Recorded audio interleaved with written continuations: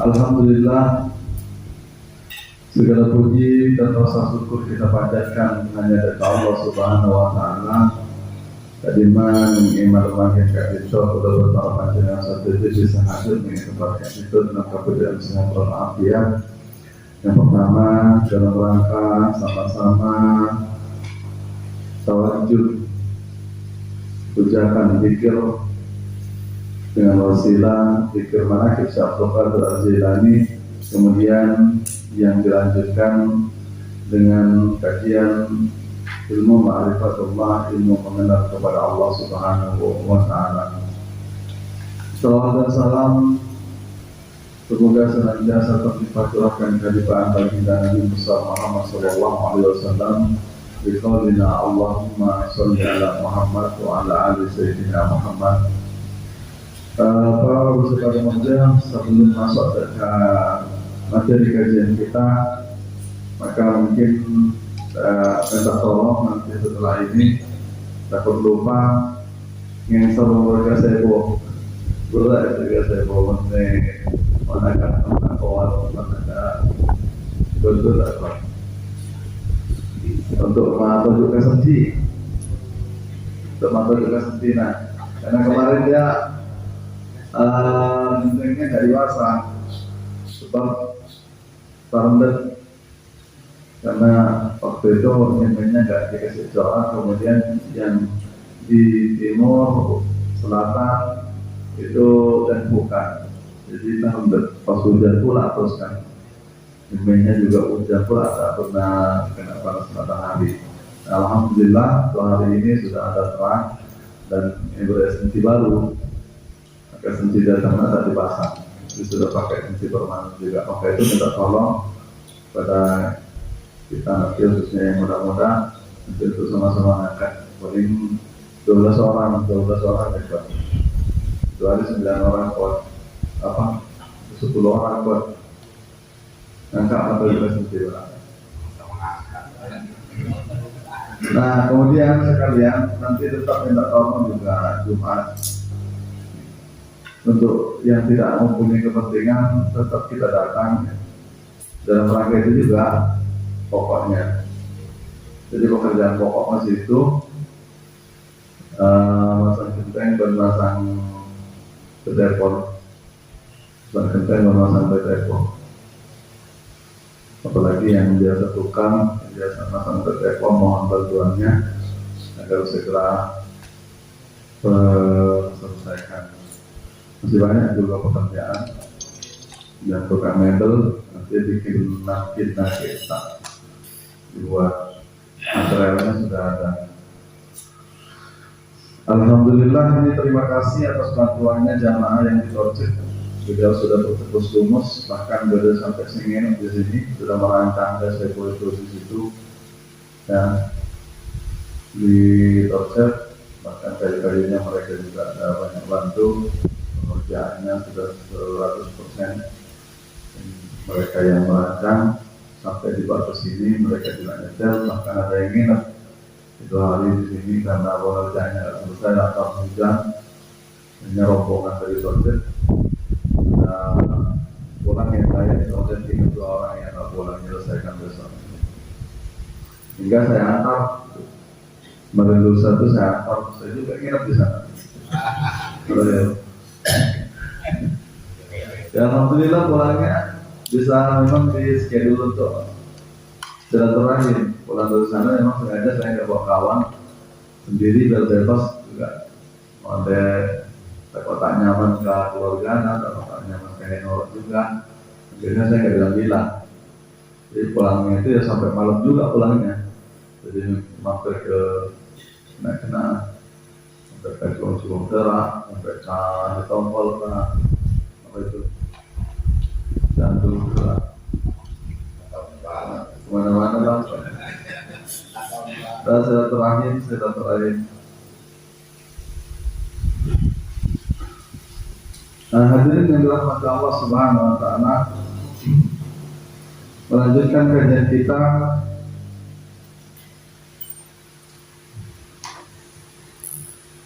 pada pertemuan kali ini. Kita akan menceritakan tentang wasiat daripada Kiai Musannif pengarang kitab ini, yaitu adalah Saman Al-Madani. Bismillahirrahmanirrahim. Ini adalah pada menyatakan wasiat Syekh Saman Al-Madani Ustadzuna Al-Azim, yaitu Syekh Muhammad Saman Al-Madani, nafa'allahu bihi wa 'alal muslimin, amin. Beliau mengatakan bahwasanya, wahai anakku, yakni semua murid-murid yang mengkaji kitab ini dan ikut tarekat beliau Saman Al-Madani dan seluruh para talib, itulah panggilan seorang guru mursyid kepada murid-muridnya. Tidak pernah bilang murid, tapi panggil anak. Makanya kayak Junaid Al-Baghdadi itu semua jamaah itu manggil apa? Padahal muda kan, tapi semua manggil apa? Itu kan bahasa kedekatan, biar tidak ada jarak di antara guru dan murid. Sehingga kalau manggilnya itu adalah apa, manggilnya itu adalah bapak, itu kan lebih dekat kan lebih fair. Kalau manggilnya guru, ya itu kayaknya lebih sakral, ya kan, lebih sakral. Nah, hadirin yang dirahmati Allah Subhanahu Wa Taala, di sini juga beliau, wahai anakku ya talib. Apa kata beliau? Ya, apalagi kanjeng Nabi itu gak pernah pakai murid. Kepada para sahabat-sahabatnya gak pernah sekalipun. Gak ada satu keterangan, gak ada satu hadis yang menjelaskan, gak ada satu tarikh yang menjelaskan bahwasanya Nabi itu kepada sahabat-sahabatnya. Karena pasti ini bukan murid Nabi kan, yang berguru sama Nabi, mertuanya Sayyidina Abu Bakar, Sayyidina Umar, Sayyidina Utsman, itu kan tiga-tiga itu kan mertuanya. Umurnya juga jauh lebih tua daripada kanjeng Nabi, tapi mereka itu manut. Nah, apalagi yang muda-muda. Tapi Rasulullah SAW pun tidak pernah sekalipun memanggil murid-murid kepada mereka, tetapi beliau memanggil dengan bahasa sahabat. Maka itu lebih dekat kan, sahabat, teman, dianggap teman, itu panggilan lebih dekat, sehingga tidak menjaga jarak. Makanya saya juga kadang aneh, orang sekarang itu lebih segini kiai bersahabat ke kanjeng Nabi. Kanjeng Nabi itu memang disegani sampai musuh-musuhnya itu disegani. Tapi kalau sudah urusan agama, kanjeng Nabi itu ya atanya itu kadang, apalagi orang Baduy di atas jalan bisa tanya kanjeng Nabi. Kanjeng Nabi itu tanya tentang sesuatu. Coba kalau sekarang kita nanya sama kiai ini dengan kondisi seperti itu, kan yang keperang aja. Di atas jalan kemudian, ya Rasulullah, saya punya masalah begini, saya tanya begini, gimana jawabannya? Coba kalau sekarang, saya nyerah di murid lahirkan, masuk. Begitu artinya begitu terbukanya Rasulullah SAW. Ada bahkan yang tak malu-malu ceritanya tentang Rasulullah, saya tadi malam itu berkumpul dengan suami saya sementara ini bulan puasa ya Rasul. Itu kan kalau sedang kurang ajar, udah lebih salah lagi tanya sama kanjeng Nabi kenapa? Kalau ditanya sama sahabat-sahabat yang lain gitu, dan lama lebih sopan, sudah pelanggaran aturan, dia percaya diri dia tanya. Sebenarnya itu Rasul sama kanjeng Nabi, tapi kanjeng Nabi yang tak pernah marah. Dia selalu menganggap sahabat kepada mereka. Nah, inilah hadirin yang dirahmati Allah Subhanahu Wa Taala. Jadi kesimpulannya apa? Pendakwah-pendakwah mereka yang sesungguhnya, mereka itu yang dipikirkan itu orang lain. Yang dipikirkan itu bagaimana umat ini mengenal kepada Allah Subhanahu Wa Taala. Apapun perlakuan mereka. Jadi membangun komunikasi itu sedekat mungkin dengan mereka. Karena kalau kita tidak membangun komunikasi yang baik dengan mereka, atau kita membatasi Sehingga mereka itu segan. Kalau sudah segan berlebihan, maka amanat agama tidak akan tersampaikan secara maksimal. Kan iya? Kita ini sekarang terlalu sakral kayaknya kan. Jadi ustaz aja kayaknya itu betul betul.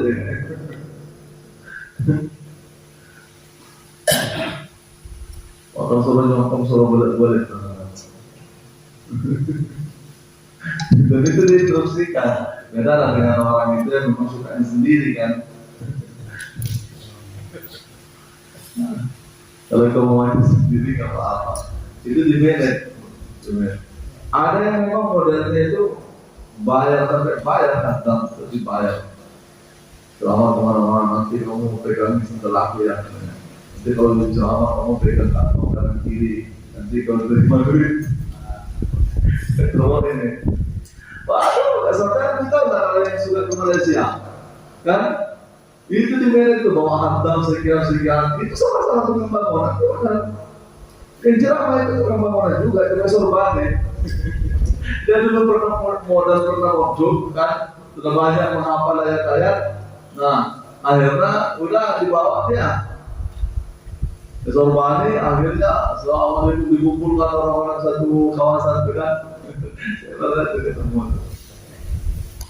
Masya Allah, dikumpulkan akhirnya jual simat yang tali orang mana sih lah helm itu di minus itu.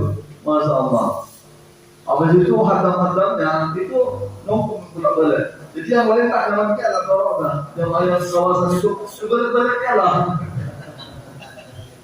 Itu di mana memang sudah ada panitianya. Ini kacau kalau seperti ini agama aja dijualan ini. Dan itu sampai yang beritahu lah di Malaysia itu yang paling banyak. Di sini juga ada.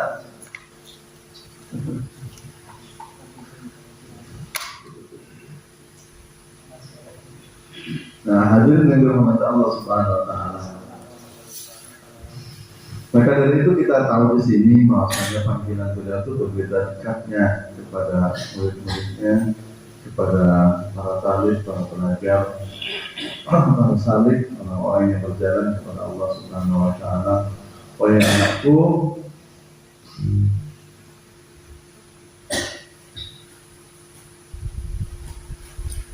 tiada dapat engkau ketahui serta engkau iktikadkan di dalam hatimu, yakni ilmu yang 5 perkara.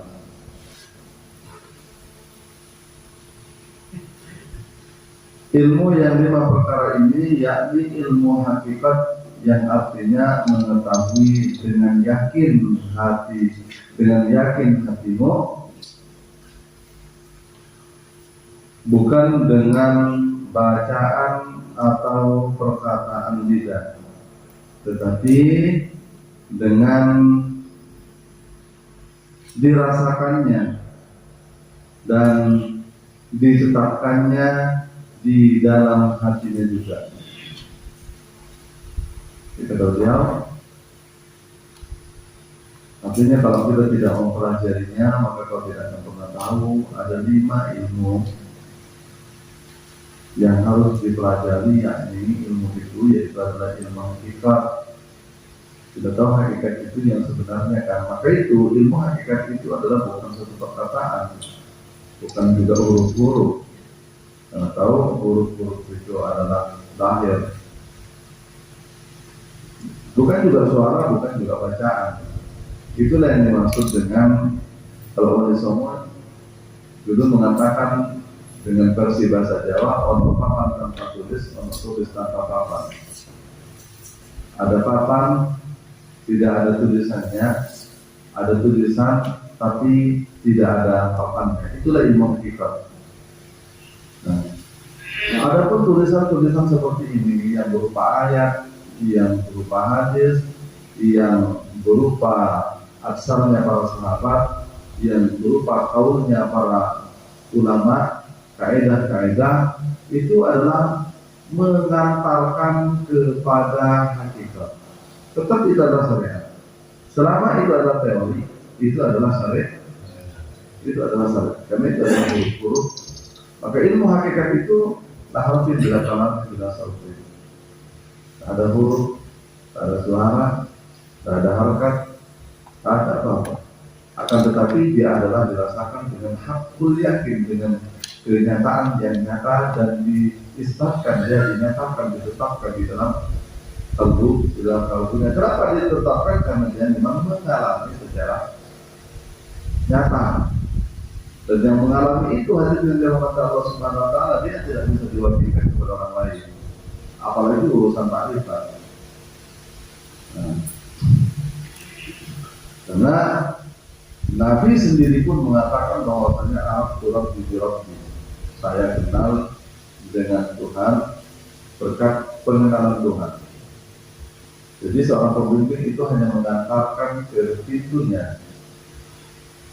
Hingga orang-orang yang salib yang diantarkan itulah yang merasakannya sendiri, dialah yang menetapkannya sendiri sehingga keyakinannya sampai pada hakul yakin. Namun daripada itu hadirin yang dirahmati Allah Subhanahu wa taala, maka rasanya juga berbeda. Maka itu pengalaman rohaninya juga pasti berbeda.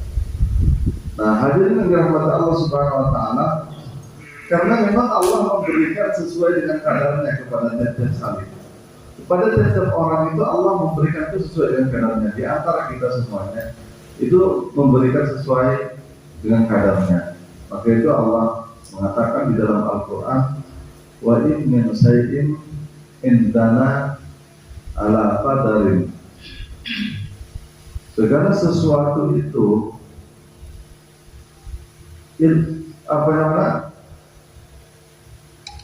ada pada aku, gudang-gudangnya itu ada pada aku. Apapun gudangnya, gudang ilmu, gudang hikmah, gudang harta, gudang apa, kan semuanya ada sama Allah. Cuma dalam konteks ini yaitu adalah tentu adalah hikmah, ilmu dan hikmah. Karena kita tidak membawa harta kan, kita tidak membawa pangkat. Tapi semua yaitu adalah gudangnya itu ada sama Allah Subhanahu wa taala. Illa hazainuhu. Kemudian Allah Subhanahu wa taala wa ma nunazziluhu, dan aku tidak menurunkannya illa bi qadarin ma'lum, kecuali dengan kadar-kadar yang tertentu. Kata Allah. Jadi gudang hikmah, gudang ilmu, gudang makrifat, semuanya itu ada sama Allah.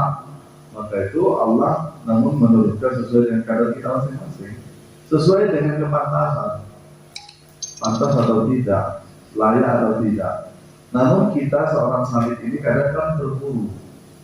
Kadang baru masuk aja mau langsung kemana sih langsung jangan mau jadi wali kutub. Baru haji dapat 3 pertemuan kan mendesak. Makanya harus ada kesabaran, ada keyakinan, kemudian ada keikhlasan, ada semangat. Itu dia kuncinya, kan? Itu dia kuncinya. Jadi kadar itu tergantung wadah. Wadah itu yaitu adalah berupa keyakinan, berupa keikhlasan, berupa kesabaran, kemudian berupa kesemangatan. Terutama keyakinan dan semangat. Mujahadah. Kalau sudah yakin dia, artinya yakin dalam belajar. Kalau tidak ada keyakinan, nengok pembimbingnya aja tak jelas, tak ada keyakinan dari atau tidak. Tampangnya aja begini, sorban tidak, apa tidak kan? Wah, apalagi sampai itu nengok Kanjeng Nabi. Kalau seandainya sampai saya lah, nengok Kanjeng Nabi dulu. Kanjeng Nabi itu kan melihara kambing, udah begitu kambingnya kambing orang lagi yang bicara. Siapa yang mau yakin mau menjadi pembimbing apalagi ngaku Nabi coba? Iya kan? Itu kan melihara kambing, udah begitu kambing orang. Dan hanya ngalak bawa dulu. Habis itu besar ikut dagang. Begitupun dagangannya bukan dagangan sendiri juga. dagangan apa? Dagangan Siti Hadijah kan, saudagar janda kaya yang didagangkan barangnya. Coba, kan miskin kan? Udah begitu, anak yatim lagi jadi piatu pula. Coba, habis itu ngaku Nabi. Andaikan kita waktu itu ada di masa itu disuruh yakin kepada Nabi, siapa yang mau yakin? Coba, kalau dengan cara berpikir kita sekarang ini, kan? Nah, maka itu hadirin yang dirahmati Allah Subhanahu Wa Taala, itu membutuhkan keyakinan. Makanya itu saya sebetulnya nggak heran dengan Abu Jahal, dengan Abu Lahab, dengan teman-temannya kan, orang-orang kafir Quraisy waktu itu. Ya karena saya pikir-pikir iya, yang memang juga lah kalau mereka itu kafir. Di sisi lain kan, cuman Nabi itu kan syarat dengan syarat dengan mukjizat. Nah, tapi tak tiap hari juga Nabi menunjukkan mukjizat. Ya, di antara mukjizat itu kan kita tahu Al-Quran kan. Tapi karena hati tertutup, Al-Quran itu tidak disangka syair kan. Oleh mereka kan disangka syair. Oleh Abu Jahal itu dibilangnya syair. Nah, ini juga sekaligus saya ingin menceritakan tentang karena ada yang ngedit video saya. Ada yang ngedit video saya pernah menyatakan bahwasanya orang yang pertama kenal, yang pertama hafal Al-Quran yaitu adalah Abu Jahal, dan itu tidak benar. Tapi perkataan itu ada. Tapi kan maksudnya juga seperti itu, oleh lantaran karena video itu dipotong. Jadi yang kenal yang pertama hafal Al-Quran itu adalah Abu Jahal. Kan dari situ kan, narasi bahasa itu kan dari situ sampai kepada Abu Jahal tadi. Jadi persepsinya kalau video itu dipotong sampai di situ, maka itu jadi seakan yang menerima wahyu itu adalah Abu Jahal. Dan itu maaf ada organisasi besar di sini yang apa itu. Karena auditor saya Ustaz Tafsir itu yang menyampaikan kepada saya. Sehingga ini kalau tidak jelas nanti masa saya bodoh betul loh. Berarti kalau begitu tak yang Nabi dia Abu Jahal kan. Karena yang menerima wahyu itu Abu Jahal. Itu kan cari kesalahan gitu namanya. Karena begitu videonya diedit, dipotong di situ, di-share kemana-mana. Dan marah dia. Kalau memang aku bisa bertanggung jawab apa ada video itu.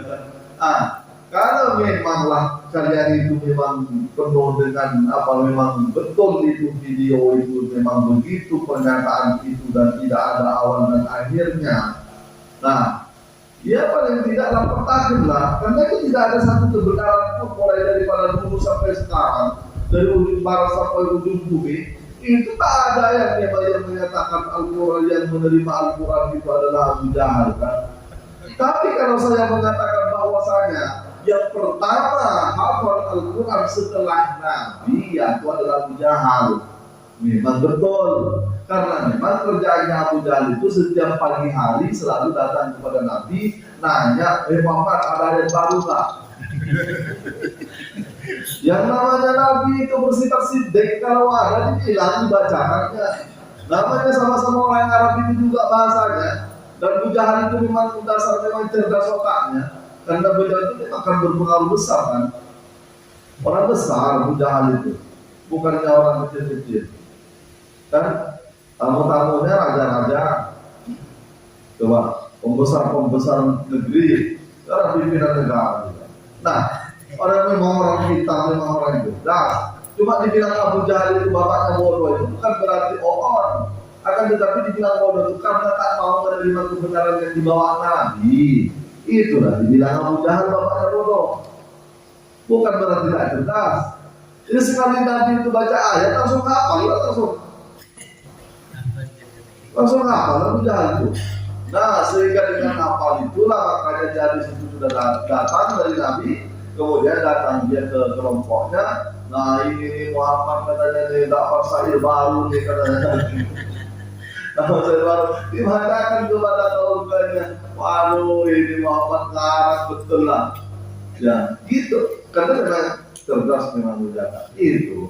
Artinya sebelum Abu Bakar, sebelum Umar, sebelum Utsman, karena rumahnya Abu Jahal itu dekat sekali. Yang sudah pernah umrah, coba yang sudah pernah umrah. Rumahnya Kanjeng Nabi itu paling tak sampai 20 meter ke rumah Nabi. Ada pada apa pula? Ada pada apa? Rumah Kanjeng Nabi Abu Jahal itu terus. Artinya apa? Asal mengasal Kanjeng Nabi itu kapan kan? Kelompok Nabi Jahal. Paling 15 meter lah paling. Kan cuma ini wakafinya aja ini sampai 20 meter. Ya kira-kira sejauh ini lah antara Pak Imam sampai ke situ rumahnya itu. Tapi kalau ke sana tuh tengok aja, jangan lupa nanti kalau saya mau tahu betul itu kalau itu kan yang di Mekah. Di Mekah itu dihabiskan habis habis sa'i. Habis kan tawaf tuh. Habis tawaf, habis itu kan mau sa'i, habis sa'i itu di sampingnya tempat pasarian itu, Safa Marwah. Nah itu di situ ke atas itu di situ rumah Mujahid. Nah di ujung sana itu rumahnya Kanjeng Nabi. Nah, jadi kira-kira di hampir di tengah-tengahnya Safa Marwah rumahnya Mujahid itu. Kalau Nabi itu di Bukit Marwah sininya sedikit. Cuma kan sekarang kan tembok semua, gedung semua. Nah, itu aja dengan dirahmati Allah Subhanahu Wa Taala. Jadi pada pagi lah ya orang tinggal dulu dari rumah tadi. Udah begitu kan rumah tembok pada sekarang kan cuma berupa korma kan. Jadi kalau lagi tiduran apa dari situ? Bukannya rumah betul, bukannya rumah betul, itu rumah Nabi yang dulu itu. Cuma rancak-rancak berupa korma ya kita sekarang kerangnya. Nah, kalau rumahnya yang di Madinah itu kan masih ada tuh. Sampai sama sekali nggak laku, ini masih di rumah sih. Ya, masih ada tuh rumahnya. Jangan sampai kalau ke sana tuh dia itu di depannya kalau sekarang kan ada jalan besar tuh di depannya di Masjid Kuba. Di seberangnya Masjid Kuba. Nah, di sinilah rumah Nabi. Jangan batu-batu jalan di sosok kaketa. Tak sampai 3 kali mungkin ada 2 meter kali 1,5 meter. Besarnya itu di dalam rumah. Kalau tak sini mana ada itu dibilang rumah. Itu kan tempat apa itu. Nah begitulah Nabi itu bersahaja. Luar biasa. Masya Allah. Dan atapnya itu ya atap penumpang korma, nggak ada atapnya. Jadi kalau yang tiga kali 1,5 itu ada ininya, ada atapnya yang betul-betul kan? Itu tak ada kotak aja gitu. Jadi disaksanakan aja. Ya syukurnya kalau di sana kan jarang hujan. Di sana kan jarang hujan, paling setahun sekali. Gitu. Tapi sekali hujan kan banjir gitu.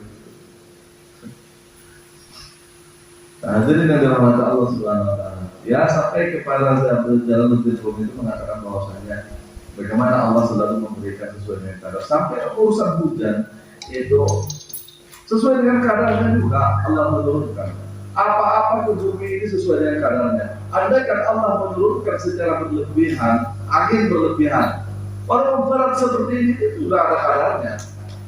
Kan? Ya mungkin kadarnya kita lagi banyak dosa mungkin kan. Nah, sehingga agak kencengin lah, goyang pohon-pohon ini semua biar agak gemetar sedikit kan. Itu sudah aturannya, sudah ada kadarnya semua. Nah, sesuai dengan kemampuan kita dan amal kita yang ada di sini. Nah, hadirin yang dirahmati Allah Subhanahu Wa Taala. Demikian juga ilmu. Maka itu jangan keburu. Tapi harus mujahadah. Kalau mujahadah kesungguhan itu bukan berarti keburu, kan? Bukan berarti keburu. Kalau keburu itu kan mendesak. Sehingganya Dengan sifat keburu itu semakin tertutup, hati kita semakin tertutup, pikiran kita semakin tertutup, karena keburu itu adalah nafsu. Nah, hadirin yang dirahmati Allah Subhanahu wa Ta'ala. Maka itu Allah menurunkan kepada kita juga, yaitu adalah berangsur-angsur. Kepahaman kepada kita itu berangsur-angsur. Contohlah, sampai itu dulu belajar bacaan Fatihah. Nah, setelah keluar dari pesantren, kita sudah mengkaji tafsirnya, kan, umpamanya di pondok. Kemudian setelah pulang dari pondok, ternyata berkembang lagi pemahaman itu, kan? Atau kita belajar Bismillah, kan? Dan pemahaman itu selalu berkembang sampai pada saat ini belum selesai lagi. Makanya sampai pada saat ini pun kita mengkaji satu Bismillah aja itu belum selesai. Dan Allah memberikan kepahaman itu bertahap. Maka itu ketika ada orang yang bertanya kepada Nabi, bagaimana kok ayat firman Allah itu turun kepada engkau kok tidak langsung satu surat gitu? Nabi katakan, ya itu kan pertanyaan orang bodoh, orang gak ngerti dia. Kalaulah satu surat yang diturunkan kepadaku, maka niscaya aku akan mati. Orang karena ayat Nabi dan tak tahan dingin, tak tahan lapar, tak tahan bertahun bukan. Jawab. Jadi begitu dasarnya hadirin dirahmati Allah Subhanahu wa Ta'ala. Ketika kita diberikan kepahaman yang luar biasa, dengan rasa nikmat dari kepahaman itulah sehingga tubuh kita ini akan mati. Orang yang pengen aja karena semuanya histeris dia ketika dia berjumpa, kan, dan dia semaput langsung mati dia, pingsan, kan. Dari saking senangnya baru fan. Apalagi kita kepada Allah, makanya begitulah hikmahnya Allah menurunkan Al-Quran berangsur-angsur. Demikian juga sampai kepada kita Allah menurunkan kepahaman kepada kita itu secara berangsur-angsur juga. Makanya di situ jangan pula kita sudah merasa paham semuanya, kan. Sudah final loh. Kita yang bertahap. Hadirin yang dirahmati Allah Subhanahu wa Ta'ala. Maka kita terima kasih banyak kepada Allah, bersyukur kepada Allah. Kita ini tidak dipahamkan secara langsung. Ada itu riwayat di dalam kitab apa dulu saya baca.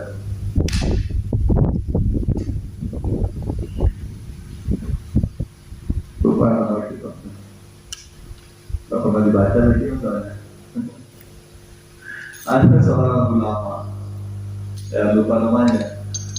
Ada seorang ulama yang diajak kepada satu ulama yang mempunyai makam kewalian yang begitu tinggi. Karena ini juga wali juga diajak, kemudian sudah nggak mau. Sekali diajak lagi nggak mau. Sekali diajak. Nah terakhir dia mau. Ketika beliau itu datang kepada Syekh itu, kemudian ketika sampai bertemu melihat wajahnya, dia langsung semaput, langsung mati habis, tak hidup lagi. Dan kemudian ditanyakan, kenapa kok bisa terjadi itu kepada Syekh ini, kepada Syekh yang ditemui ini? Nah, Pak Syekh, kenapa kok bisa terjadi seperti ini? Sesungguhnya dia itu sudah makamnya sudah tinggi. Cuma ketika dia melihat wajahku, Allah tampakkan makamku kepadanya sehingga badan dia tidak mampu sehingga dia mati. Nah, itu dia. Coba. Jadi makamnya Syekh ini ditampakkan kepada, padahal sama-sama wali ini, kan, sama-sama wali ini. Ditampakkan, dibukakan makam yang di sini ini dipindahkan ke hatinya, langsung tak mampu. Mati. Kata hidup lagi. Tapi itu kan habis lahir, kata itu. Karena memang dengan kesaksian yang nyata itu, kan. Nah, maka itu adalah yang dirahmati Allah Subhanahu wa Ta'ala. Kita mesti sabar, disyukuri saja dan diamalkan, terutama kan Allah sudah mengamanatkan kepada kita, kan. Mayya'lamu ilman wa rasulullahu ilman alam ya'lam. Barang siapa yang mengamalkan satu ilmu, maka baru Allah akan menambahkan apa yang tidak diketahui. Itu kan kadar kan? Kadar. Amalkan dulu, buat dulu, kan baik amalan zahir maupun amalan batin. Kan amalan syariat, kemudian amalan hakikat. Nah, amalkan dulu, baru amalkan. Karena kalau sudah diamalkan berarti wadah semakin besar kan? Berarti kita sudah berterima kasih kepada Allah kan? Baru Allah akan menambahkan apa yang tidak diketahui. Wa nasallahu ilma alam ya'lam. Maka Allah akan mewariskan ilmu yang belum diketahui. Nah, itu di antara kesabaran kita. Kita terkadang menunggu ilmu, akan tetapi pengamalan jarang. Contoh, kita disuruh murakabah dengan lupa-lupa, menjaga kelupaan. Bagaimana kita untuk senantiasa tidak lupa. Itu kan putus-putus. Kita orientasinya kepada ilmu. Jadi pengamalan diabaikan. Padahal kita tahu bahwasanya ilmu itu untuk diamalkan.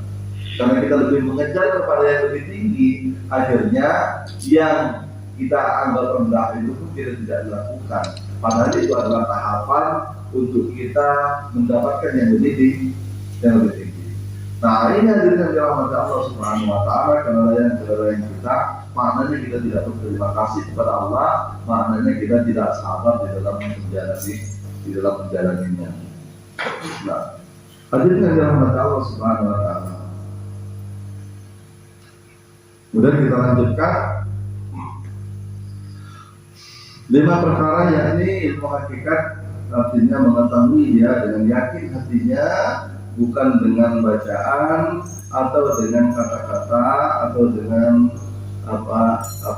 dengan kata-kata tidak, tetapi dengan dirasakannya dan ditetapkannya di dalam hatinya juga. Nah, maka tiadalah berpindah bacaan itu pada lidah ini. Pertama, artinya bacaan itu tidak akan pindah kepada hati kita kecuali dengan apa? Yang pertama yaitu adalah dengan tauhidul af'al. Itu yang pertama itu tadinya. Kalau hanya kata-kata kita menyebut Allah, atau dengan kata-kata Bismillah, atau dengan kata-kata Alhamdulillah, itu tidak akan berpindah daripada kata-kata itu, daripada kalimat-kalimat itu, daripada kata-kata itu, dan tidak akan berpindah kepada hakul yakin, yaitu adalah kecuali kata beliau, yaitu adalah dengan tauhidul af'al. Apa tauhidul af'al? Yaitu adalah bertauhid dalam segala perbuatan, menyatukan kepada yang tunggal dalam segala perbuatan. Adapun tauhidul af'al seperti kata la fa'ila illa fitrullah.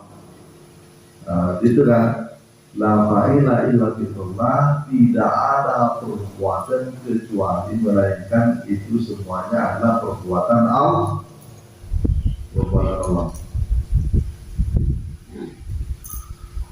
La fa'ila illa fitrullah. Artinya tiada mempunyai perbuatan melainkan semata-mata perbuatan Allah Ta'ala juga kepada kita, terutama kepada kita terutama. Jangan kita berbuat kalau tidak diperbuat oleh Allah. Artinya begini, jangan kita berbuat yang keluar daripada hawa nafsu kita, atau jangan kita berbuat kalau kita lagi tidak sadar kepada Allah Subhanahu Wa Ta'ala. Kalau kita berbuat dengan tanpa kita sadar kepada Allah, artinya tak nampak pada diri kita segalanya yang berbuat itu kepada Allah. Wallahu khalaqakum wa ma ta'malun, kata Allah, dan aku yang menciptakan kamu, yang menjadikan kamu, dan apa-apa yang kamu perbuat itu senantiasa dipandang dengan mata kalbunya di dalam ilmunya Allah. Perhatikan, di dalam ilmunya Allah, bukan ilmu kita. Nah, bahwasanya segala gerak dan gerik pada diri kita yaitu adalah fi'lullah, perbuatan Allah. Kalau kita tidak sadar di situ, maka itu menjadi perbuatan kita. Kalau perbuatan kita itu yang ditanyakan Pak Sa'lan kemarin, itulah yang dihisab. Kalau itu perbuatan kita sebiji zarah pun yang keluar daripada diri kita itu tetap dihisab nanti. Kan berat. Apalagi banyak satu biji zarah aja kita coba dalam riwayat itu satu jarum aja pertanyaannya sampai 1 tahun. Makanya kan saya, kalau di dunia ini kita tidak mengenal kepada Allah dan tidak mengembalikan segala hak dan diri lahir dan batin pada diri kita, maka itu akan menjadi perbuatan kita dan semuanya itu akan ditalurkan ke leher kita nanti. Akan dihisab. Namun kalau semua itu sudah dikembalikan kepada yang punya fitur, yang sudah perbuatan, maka itulah perbuatan Allah. Kalau sudah itu perbuatan Allah, maka Allah tidak ada hisab bagi kita karena itu perbuatannya Allah, tidak akan menghisab dirinya sendiri. Takkan kanjeng Nabi itu dihisab ditanyakan mulai dari kata kubur, ya Muhammad karena buka sombong amat kata Nabi. Coba, masa Nabi Ibrahim mau didatangi para buka? Nggak sama Pak. Ya, orang-orang seperti para nabi, seperti para wali, itu tidak ada pertanyaan kubur itu, nggak ada kalau mereka itu. Orang mereka gurunya tahu ditanya maka buka pula. Coba. Ini gurunya tauhid yang mengenalkan manusia kepada Allah. Jibril tahu apa? Munkar Nakir tahu apa coba? Dia kan suruh tanya orang buta aja. Setelah dia jawab pun tak tahu juga dia apa itu kenyataannya sebagaimana tahunya hamba-hambanya Allah dia daripada bangsa manusia. Nah, para buka itu di sini lah jawab. Merabuka itu di sini, di dunia ini. Makanya kita mengkaji ini kan untuk menjawab merabuka, Pak. Ya kan? Ini untuk menjawab merabuka. Bila sudah terjawab di sini, bisa ditanya lagi. Apanya yang mau ditanya mau tahu? Kan bukan kata-kata tadi kan. Kalau berkata-kata merabuka Allah berarti sudah selesai. Tapi apa itu yang ditanya? Kata-kata itu dusta atau gampang?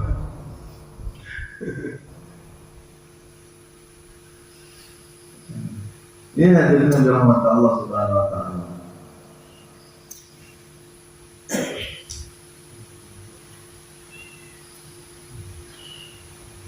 Banyak riwayat-riwayat orang yang mati hari Jumat aja dia lepas udah bisa kubur. Mati bulan puasa juga ditunda yang karena kita tanya. Lu kan riwayat dalam syariat, riwayat mereka yang tak diproses dalam kubur. Sekarang ini kita ini, badan kita ini adalah kuburan, itu yang terbuat dari tanah, api, air, angin, dan rohani kita terkubur di badan kita.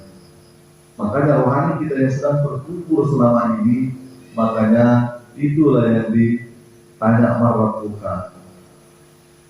Bapak ini kan datang ke pengajian ini kan dalam waktu itu kan, karena ada pertanyaan itu di hatinya kan. Seluruh manusia yang ingin mengenal kepada Allah itu nama marabuka itu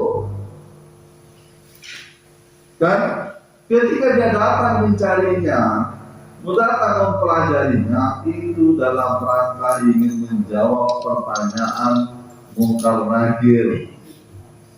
Jadi Munkar Nakir itu di sini ditanya, itu jelas pada diri kita kan. Makanya disebut dengan malaikat Mukarrabin, wal Qarabin, malaikat yang terdekat dengan diri kita, karena dia bersama kita. Coba malaikat Qarabin itu Jibril, Mikail, selama Israel. Coba yang Qarabin yang dekat lagi, yang dekat lagi yaitu adalah Mikail, selama Israel. Munkar Nakir, Rakib, Atid, Malik kan. Yang 4, yang 6 Disebut mukarrab itu yang karena amat dekat, karena dia senantiasa bersama dengan diri kita. Yang namanya dekat itu senantiasa tak pernah berpisah dengan diri kita. Makanya itu senantiasa bertanya. Nah kalau sudah itu terjawab, apa ditanya lagi?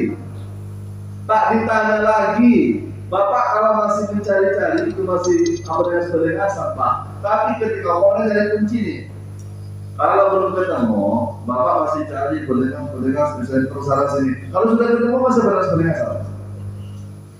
Tak ada lagi. Kalau masih boleh asal itu baru pura-pura deh Pak. Pura-pura kehilangan kan? Padahal baru ketemu. Nah, kalau sudah ketemu barang itu ya tak berpaling-paling lagi. Nah, demikian juga orang kepada Allah Subhanahu wa Ta'ala.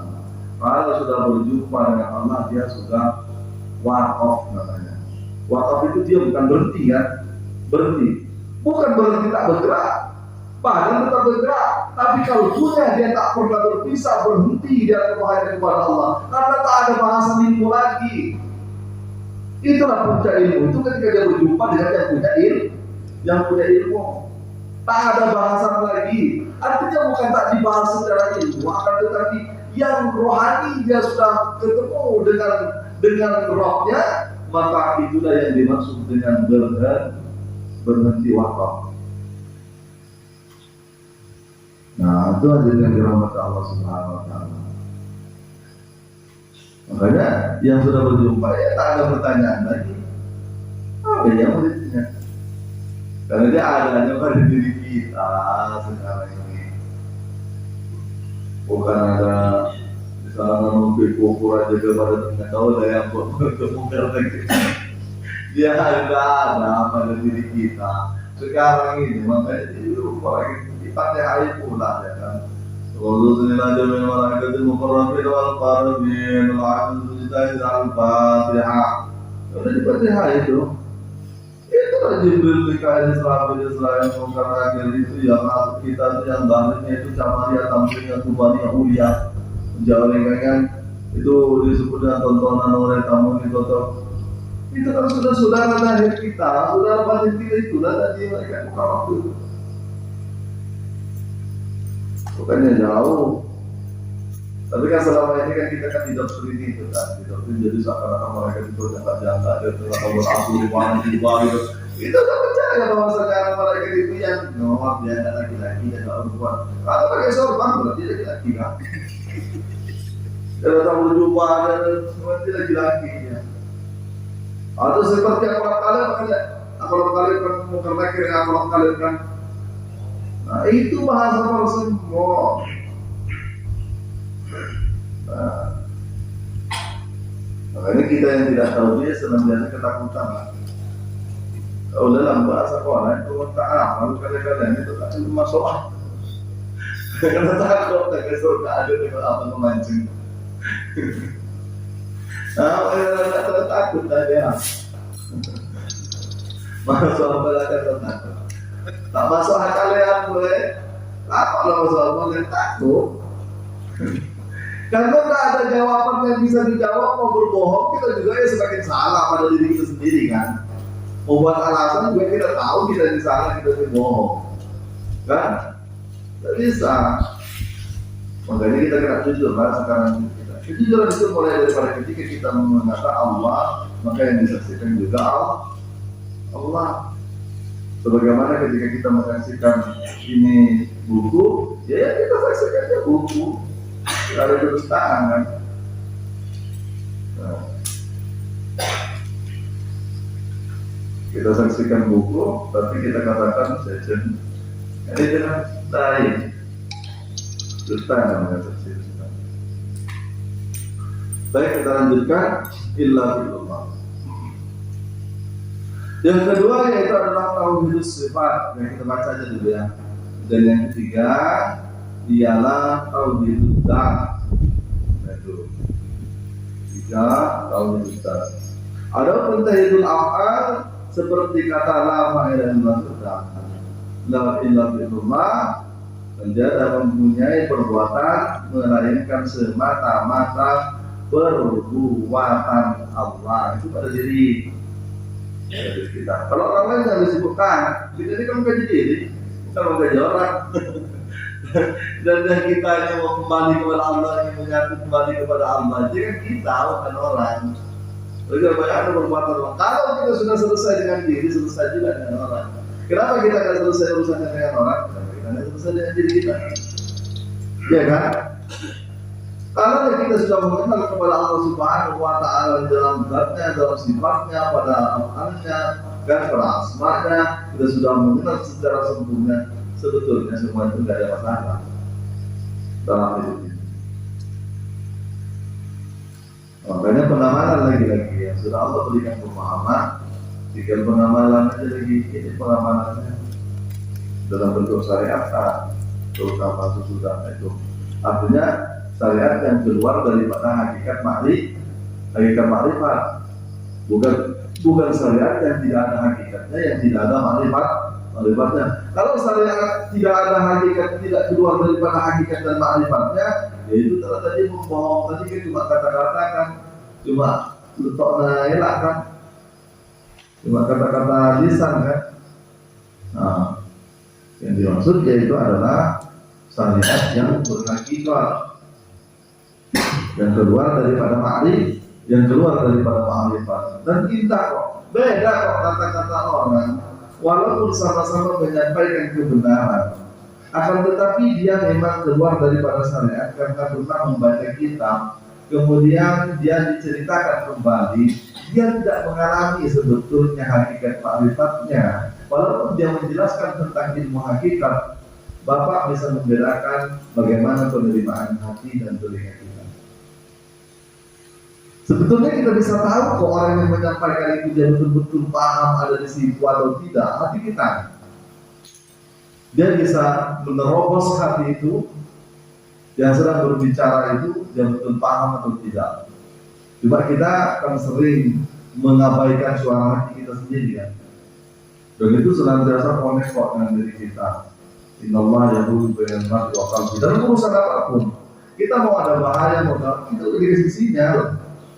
Cuma kita sering mengabaikannya karena lantaran kita tidak mengenal diri kita dan tidak istiqomah mengenali suara Tuhan yang ada pada diri kita, yang terhubung kepada hati kita. Walaupun orang awam, semuanya itu sudah dikasih sinyal, mau ada bahaya, mau ada apa itu sudah dikasih sinyal. Sampai mau mengalami kerugian apa semua itu dalam urusan itu sudah ada tanda-tanda. Dari awal itu sudah ada tanda-tanda, cuma kita tidak mengabaikannya. Dan itu langsung Allah berikan masuk ke hati kita. Apa melalui mimpi, apa melalui tanda-tanda alam, apa melalui itu sudah ada sinyal semuanya. Kan? Kita ada sering sebenarnya. Cuma karena ketika dia naik ke otak, di sini ada tawar menawar dia, penuh dengan spekulasi. Wah, apalagi tawaran itu menggiurkan kan, umpamanya bisnis tawar menggiurkan. Di sini sudah ada sinyal. Mulai kenal dengan orang itu kita sudah ada sinyal. Ini tempat betul nih, kan? Nah, akhirnya tapi karena dia menawarkan yang fantastis begini Pak Mutiara, Pak bisnis ini kita Mutiara, pokoknya hasilnya bagian Bapak hanya tinggal anukan 10 juta nanti bisa menjadi 30 juta Pak. Karena ini barang begini, pokoknya fantastis sekali tawaran ini.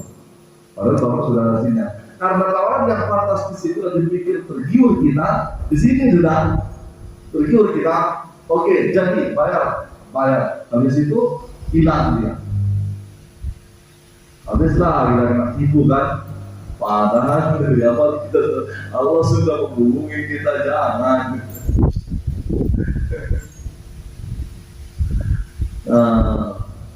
Itu ya. Makanya hati-hati.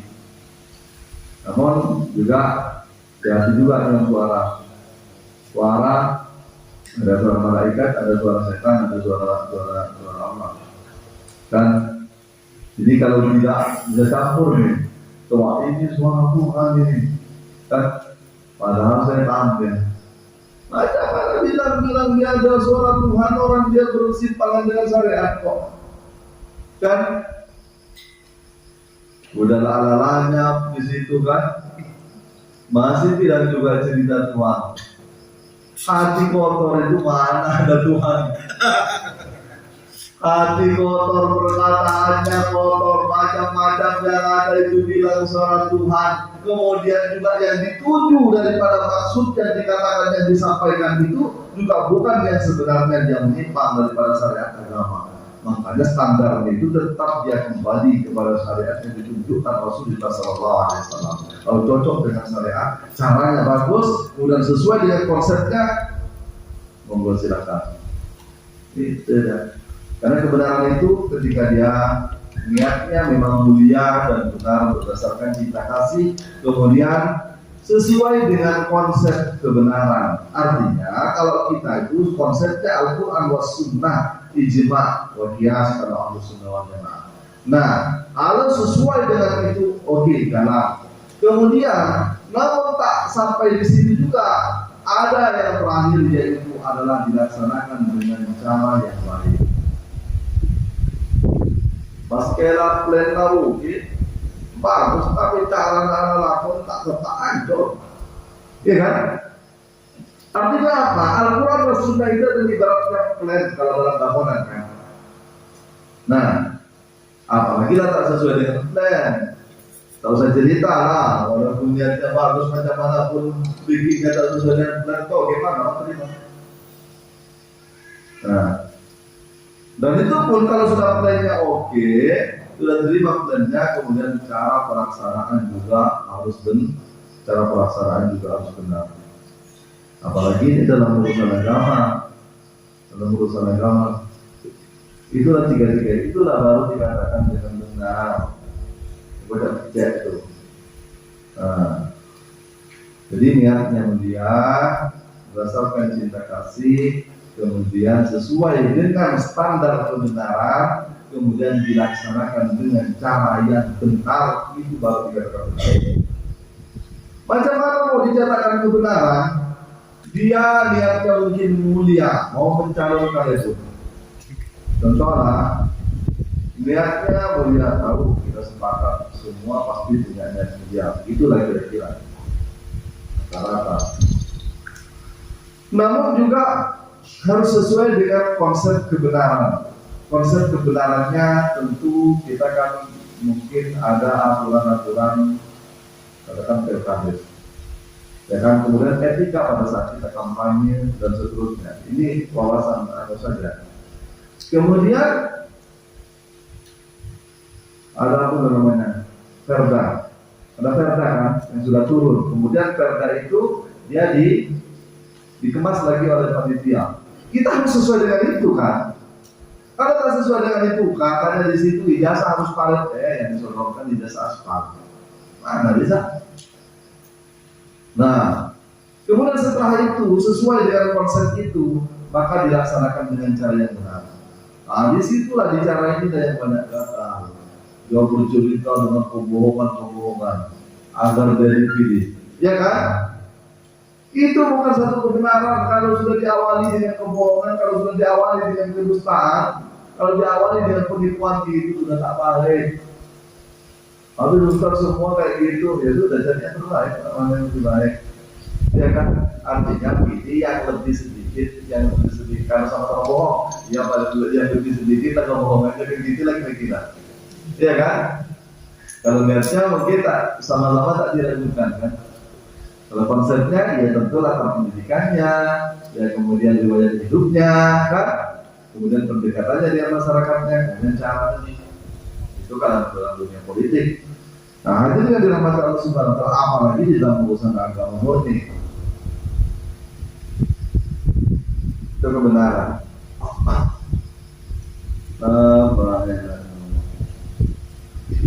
Adapun terhadap seperti yang dikatakan la ilaha illallah, artinya tiada mempunyai perbuatan melainkan semata-mata perbuatan Allah Ta'ala juga, dan tauhid sifat seperti engkau iktikadkan la qudrata illallah wa la iradata illallah wa la ilma wa la hayata wa la sam'a wa la basara wa la kalama. Artinya tiada mempunyai kuasa, itu yang diiktikadkan. Kita kan sudah belajar tentang la ilaha illallah, tentang sifat dua kolokan, dengan surah dulu karena yang istana yang nah inilah yang akan yang dikatakan la ilaha illallah, la qudrata illallah, ilma illallah, la sam'a illallah, la basara illallah. Jadi itu yang 7 sifat ma'ani dan maknawi itu. Nah, itu yang ma'ani, yang maknawi diserahkan kepada ma'ani, yang ma'ani dia diserahkan kepada yang nafsi, kepada yang nafsiyah. Wujud dan Allah Subhanahu, wujud dan Allah Subhanahu. Bagaimana caranya? Yaitu di sini sudah mengatakan bahwasanya dikatakan dengan hati yang yakin di dalam ilmu Allah bahwasanya la qudrata illallah, la iradata illallah, tidak ada yang kuasa kecuali kuasa Allah. Segala kuasa yang ada pada diri kita dikuasai oleh Allah. Hakikatnya adalah kuasa Allah. Itu adalah kuasa Allah. Dan la qudrata illallah, la iradata illallah, tak ada kehendak melainkan apa yang dikehendaki oleh Allah Subhanahu wa taala. Kalau tadi sudah dikatakan bahwasanya kalau keluar daripada kehendak kita sekecil apapun itu yang akan diminta pertanggungjawabkan oleh Allah Subhanahu wa taala. Akan tetapi ketika kehendak dan kuasa itu adalah keluar daripada Allah Subhanahu wa taala dan kita tidak lagi memilikinya, maka itulah yang disebut dengan qudratullah, itulah yang disebut dengan iradatul, itulah yang disebut dengan iradatullah. Lepaskan aja semua. Nah, la ilma illallah, tidak ada ilmu. Makanya tadi sering saya balik tadikan di dalam ilmunya Allah, jangan di dalam ilmunya kita. Kalau di dalam ilmunya kita punya ilmu. Semakin banyak ilmu kita, semakin banyak pertanggungjawaban kita. Tidak, sebetulnya kan la ilma illallah, tidak ada yang ilmu, berarti kita kan bodoh. La qudrata berarti kita tak berkuasa. La iradata berarti kita itu tak berbuat, tak berkehendak. Kita itu hanya kosong kok. Itulah kita itu la haula wala quwata illa billah, tak ada daya, tak ada upaya. Bahkan la maujudun bihaqqi illallah, tak ada yang mewujud kita ini yang pertama, kita kan bukan diri kita nih. Oh, kira dalam kajian ilmiah bahwasanya dalam wujud juga Allah tidak ada yang wujud alam semesta ini adalah hakikatnya wujudnya Allah. Hakikatnya adalah wujudnya Allah, adalah hakikatnya wujudnya Allah. Namun di dalam kita mengkaji diri, yaitu adalah yang pertama yang harus diucapkan itu adalah diri. Kalau sudah diri yang kita ucapkan, maka yang lain juga ikutnya. Dan ya macam mana tak ada orang kita sudah tak ada di situ. Kalau sudah tak ada di situ, apa boleh yang menyaksikan? Tinggallah kesaksian Allah, menyaksikan dengan kesaksian Allah di dalam ilmunya Allah, di dalam kekuasaannya Allah. Itu yang disebut kita berada di dalam wujudnya Allah. Kan? Kita wujud di dalam wujudnya, kita tahu di dalam tahunya, kemudian kita hidup di dalam hidupnya, kita kuat di dalam kuatnya, kita berkehendak dalam kehendaknya, kita puasa di dalam puasanya, kita mendengar dalam pendengarannya, kemudian kita melihat dengan penglihatannya, segalanya kita berada di dalam genggamannya. Kalau diukir dengan bahasa kan jadi gitu kan, kita itu berada di dalam genggaman Tuhan. Dan kita berada di dalam wujud Allah. Bukan kita jadi Allah. Kita jadi Allah, kita jadi Tuhan. Kita berada di dalam wujud Tuhan karena kita tidak mempunyai wujud. Alam makhluk tidak mempunyai wujud. Akan tetapi itu adalah wujud tajalli Allah Subhanahu wa taala. Wujud kenyataan Allah Subhanahu wa taala. Maka itu para ulama mengatakan hakikat zat ala kulli mawjudat. Hakikat zat itu atas segala yang mawjud. Makanya Allah itu teramat terang kan? Coba. Allah itu teramat nyata. Maka itu Allah bersifat ad-dahir. Dan kenyataan maka itu begitu pantasnya ketika Allah mengatakan fa'ina ma'wallu wasamawatullah kepala wajahmu dan di situ wajah Allah. Makanya yang kita lihat itu kan kita kembali. Mata dahir kita melihat apa-apa yang zahir. Nah, mata kalbu kita di sebalik yang zahir itu melihat yang satu. Hanya melihat Allah dengan penglihatan. Subhanallah, begitu nikmatnya. Makanya tak masuk akal lah kalau kita itu tak melihat Allah, kalau kita tak menyaksikan Allah. Kalau kita tak mengenal Allah, sangat tidak masuk akal melalui kata larian. Kalau larian ya tak kanin lagu budaya dia, Anda juga tak tahu itu kan kecuali buta lah dia. Dan tak heran tak kalau dia buta. Tadi kita ini kan tak buta. Cuma yang buta itu kan tadi kita, padahal kata zahir kita itu sudah menunjukkan dengan kenyataan dia. Yang dilihat dia juga menyatakan dirinya, dengan penglihatan kita juga Allah menyatakan dirinya kadir dalam kawan-kawanan. Dan aneh membuat aneh, manusia itu memang aneh. Ada pula ajaran lalu itu membuka ilmu rahasia. Itu ilmu nyata, bukan ilmu rahasia. Kan? Bukan ilmu rahasia, karena Allah itu menyatakan dirinya dengan senyata-nyatanya. Allah tak heran kok.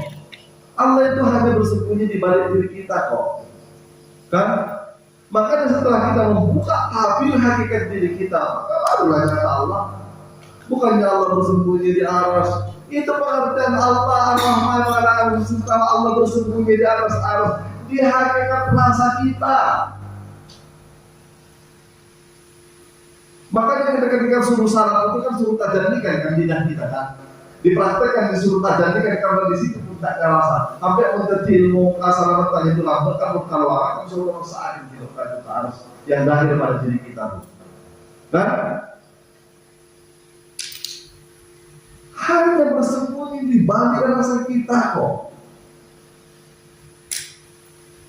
Makanya insan muslim di manusia itu adalah rasa aku dan aku adalah manusia.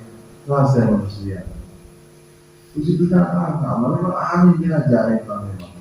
Ya tapi kayak juga kalau orang saya juga dulu penting gitu membaca kitab sana sini aku buat anak. Penting semakin penasaran kepada Allah tuh. Saya bingung, cuma langsung segitu itu aku di mana dan bagaimana. Itu penting kita. Makin dipikirkan makin pusing. Karena memang pikir Tuhan itu tak bisa dipikirkan. Otak, rambut kita. Makanya harus dialami betul-betul. Makanya beliau di sini menekankan agar untuk merasakannya, menetapkannya dan nyatakan aja. Karena memang nyata. Masa kita mau menyatakan bagaimana? Kalau tak nyata, apa yang mau dinyatakan? Makanya di dalam salat nanti berikutnya kita akan mungkin belajar masuk ke dalam bab dari salat. Rasa taruh taklid. Taklid itu nyata dia. Karena dia nyata, dia nyatakan lah.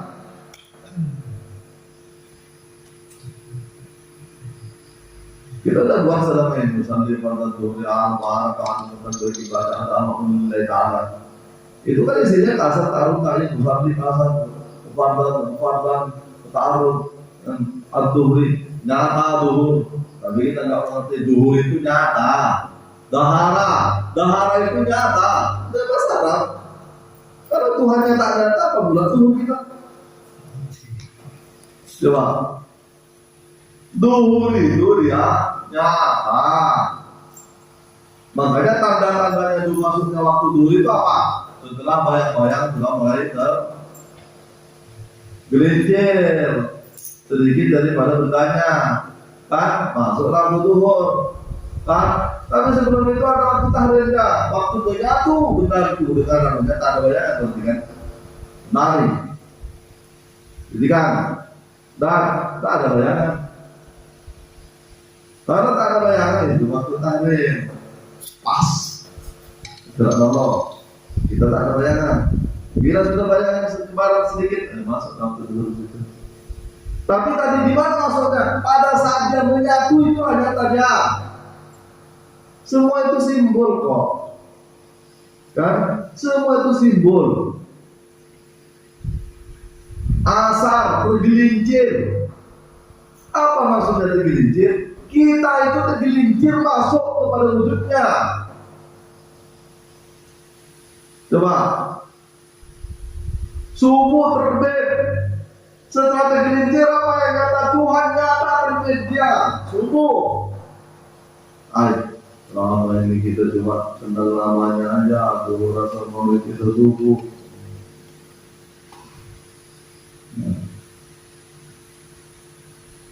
Makanya tak kata subuh kepuan sampai. Ya udah subuh kepuan kita. Cuma setelah saya kok. Artinya itu bukan motivasi suruh sampai aja, suruh memperbaiki sampai aja. Sampai aja itulah memang barometernya. Kan? Kalau sudah masalahnya itu bagus semuanya. Kemarin itu ada yang tanya, Ustadz di Torjik. Saya ditanya jawab Ustadz, saya pengajian ditanya. Gimana caranya katanya kalau salah itu tantangan pasal uang mungkar. Kok kita selalu terus berpikir kepada pasal mungkar ini kenapa Ustaz? Bingung lah jawabannya cuma caranya. Jadi gimana Ustaz?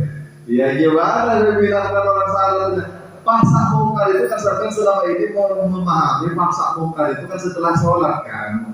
Iya Ustaz. Jadi orang pasak mungkar itu orang di dalam sholat pertamanya, di luar sholat pasak mungkar dia. Orang melakukan kejahatan itu di dalam sholat. Kata itu sholat itu tajalli Allah, kan? Tajalli Allah makanya Nabi katakan maling yang paling buruk itu maling di dalam sholat. Mencuri di dalam sholat itu kan mencuri itu apa ya? Orang jahat.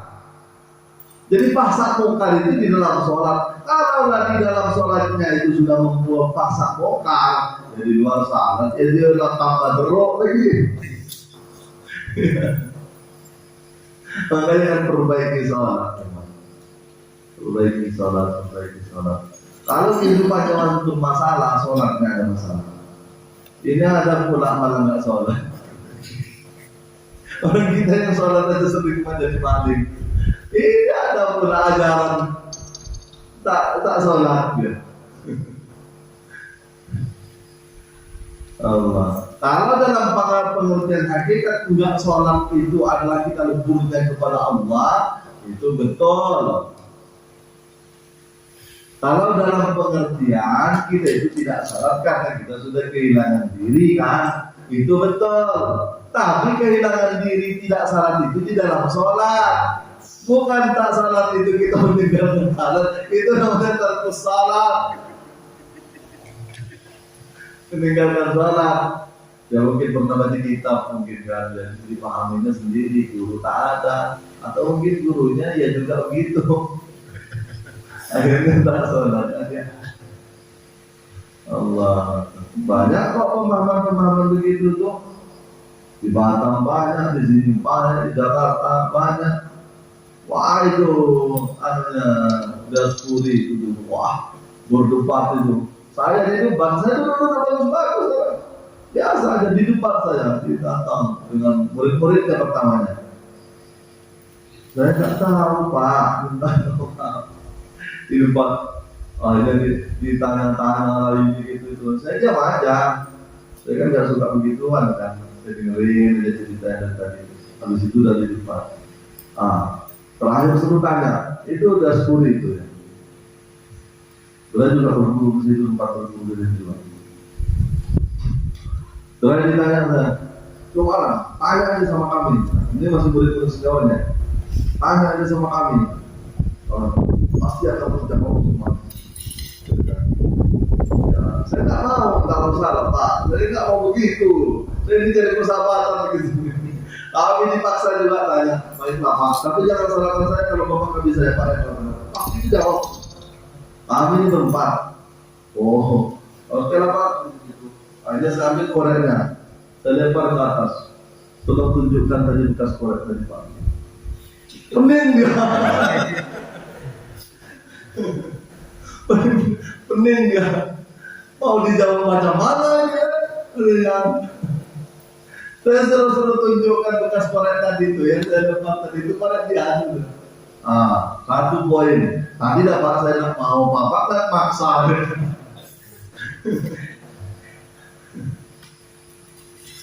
Nah, terus apa lagi ada tiga-tiganya itu nggak terjawab. Itu di rumahnya Daspuri, di rumah beliau di Jakarta itu. Akhirnya mereka lah yang tanya, mau balas dendam nih kayak gini, ada tahun narasinya kan, mau balas dendam kita mau di apa, mau di sepak mati kutu dan, gitu. Kami yang banyak sekarang, enggak, kalau saya suruh nanya aja tapi nggak mau, apalagi mau ditanya. Enggak bilang. Enggak katanya. Tadi kalau sampai udah bertanya, saya katanya kami bertanya balik. Karena kapan saya, udah nanti nggak bisa saya. Karena saya tahu nadanya tegang. Dia suruh menunjukkan setan. Aduh, saya kan orangnya agak-agak apa kan? Setan di mana? Akhirnya saya tunjukkan. Kan dari tadi itu lah Bapak itu setan bilang. Dari tadi mata itu kan sampai leher ini teriak. Begini itu setan Pak bilang. Makin menghujat dan membara. Untuk apa lagi mengumpulnya. Udah tadi mungkin berat leher dan pada sejari-jari dia merah, mata merah. Itu lah setan. Bagaimana? Saya nggak ada dan kerja ini nggak ada. Cuma saya spontan aja. Tak kenapa lah itu spontan. Tapi kan tak bisa menjawab ya kan. Tak bisa berkutik ya kan. Saya tadi itu Pak bukan apa. Kalau dia Quran itu kan bukan apa dia. Dia asal dari nur juga, asal dari malaikat juga. Jadi Bapak itu kan orang baik sebetulnya kan. Tapi ketika Bapak mata merah, ngajak tahu itu dari malaikat jadi setan Pak. Memang asalnya dari situ kan. Jadi setan itu sifat jahat, sifat buruk sangka, sifat tak mau mengalah, sifat tak mau tunduk, sifat tak mau menyembah, itulah Pak setan. Apalagi sudah di luar dari mata kita, menjelaskan sampai dalam mata pelotot. Allahu Akbar. Nah, makin marah aja. Akhirnya begini aja lah Pak. Terakhir, saya mau silaturahim ke gurunya. Sampai aja ini saya luar biasa. Jadi bagaimana kalau saya nyantarkan mau silaturahim ke gurunya yang minta tambah wejangan, minta apa, minta doa, saya minta barokah. Oke. Kalau gitu, ada 10 lagi mengatakan, nah ini malah berangkat ke sana. Tapi ini bukan cerita bukan dari nggak ada Depuri aja yang memakan bujana yang membawa saya. Saya bercakap sama beliau, naik sepeda motor. Jadi mereka itu bertiga. Nah. Sampai ke gurunya tuh, Assalamualaikum. Udah lagi ngajar nih kan. Assalamualaikum. Ini orang suci ini. Belum jawab salam lagi. Astagfirullahaladzim. Kalau begitu kena terbelakang. Wah, saya kena tangan kamu orang suci ini. Waalaikumsalam. Setelah di perjalanan pulang, heran kakak kita, terus kulit. Dan ini orangnya lebih gak nih. Kalau ada beliau tadi yang mendengar yang menyaksikan fenomena ini. Sebenarnya tuh kiai di dekat aku. Tapi kok tak marinya, kok tak kono, kok tak jauh, kok macam-macam. Tahu kok buka kayak kok tak orang sote. Jadi ada orang sote juga, itu salah.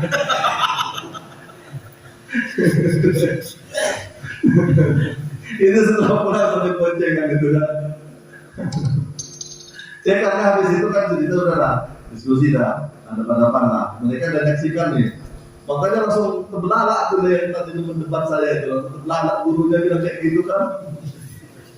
Udah tadi dipukul kaon, guru pulang yang membela orang Jakarta, tak jelas ini. Memang nasib tak beruntung kayak gitu. Astagfirullahaladzim. Mohon maaf ini agak bergurau, tapi maksudnya ada hikmah, ada hikmahnya. Habis itu udah cerita diskusi ya sambil kurang berarti berisi lah. Habis itu bilang, oh, ini bukan orang sembarangan ini. Lagi-lagi ngomong kayak gitu ya. Saya kan nggak tahu ya harus mengatakan itu. Kita betul lah ini. Ujian ini sama saya. Sampai beberapa kali ya. Ya terakhir lah ini dah lama.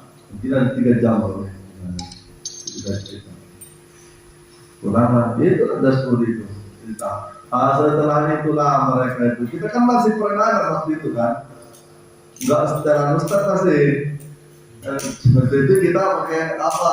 Pakai jin kan, masih perenakan, masih awal-awal di Jakarta kan. Mereka pula mau pindah guru dengan saya, murid-muridnya itu ini ujian lagi. Jangan Pak, akhirnya saya tunjukkanlah. Oke lah, begini saja lah. Kalau sampai mereka seperti itu, saya di sini punya guru, kan. Ayo kita sama-sama berguru ke sana. Di mana? Di Cengkareng. Waktu itu Ki Junaidi kan masih di Cengkareng kan.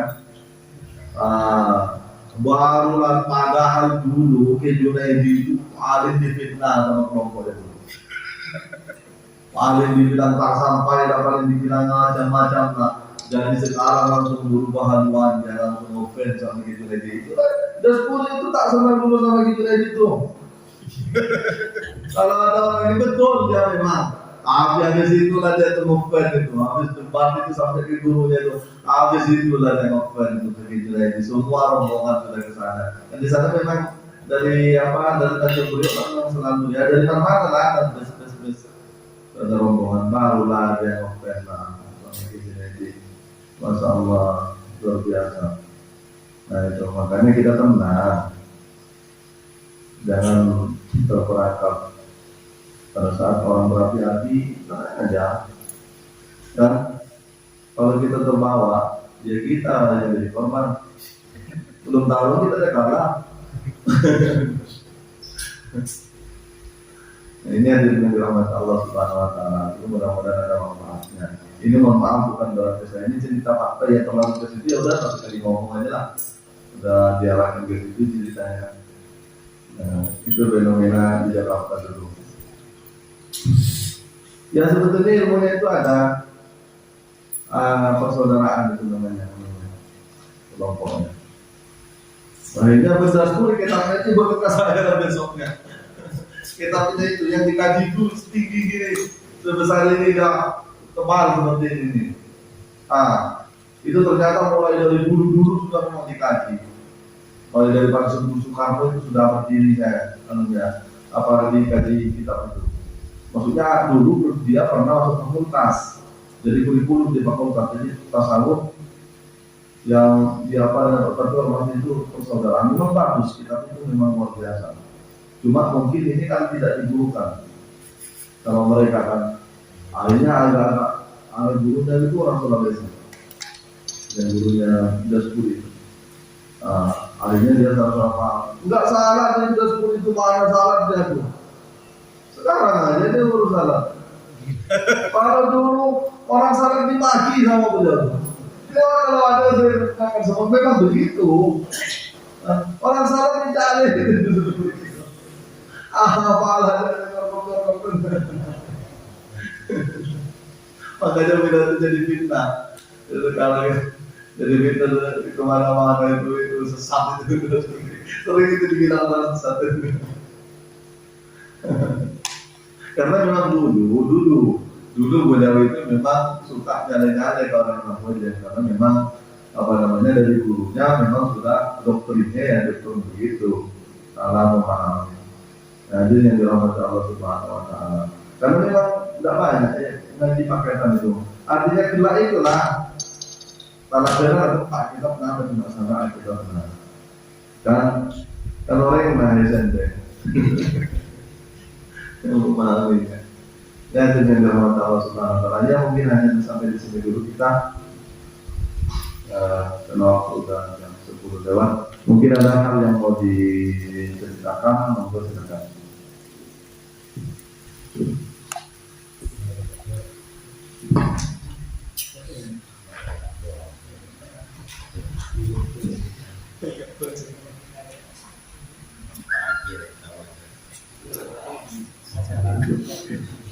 Kalau tidak ada kita tutup, kita angkat ke Sebo.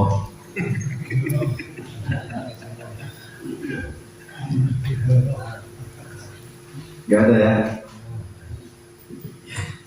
Baik, hadirin yang dirahmati Allah Subhanahu Wa Taala, mohon maaf karena mungkin ngaji kali ini kita tidak terlalu serius, ya, tapi tergantung penerimaan kita. Ya waktu sudah begini ya sudah ikutin aja, jaga tegang. Terima kasih atas perhatiannya dan mohon maaf atas segala kekurangan dan kehilapan. Yang benar daripada Allah, yang salah daripada manusia itu sendiri. Wallahu a'lam bishawab. Assalamualaikum warahmatullahi wabarakatuh.